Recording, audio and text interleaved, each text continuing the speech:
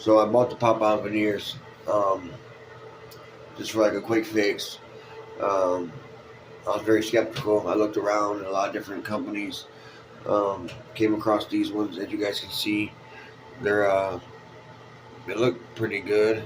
Um, I feel like they, where you're missing teeth at, they fill it in with like a hard wax looking stuff, and where you're not missing teeth at.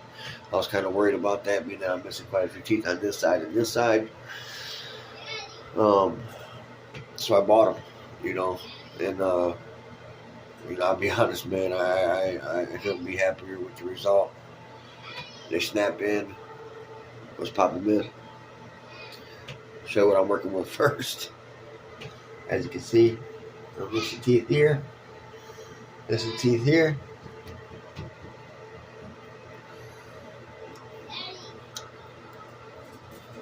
And here, pop in.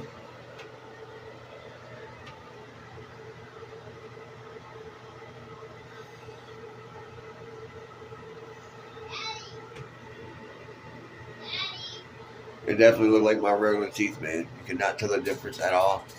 Obviously, get used to how they feel, talking and stuff like that. But hey, I call that a win.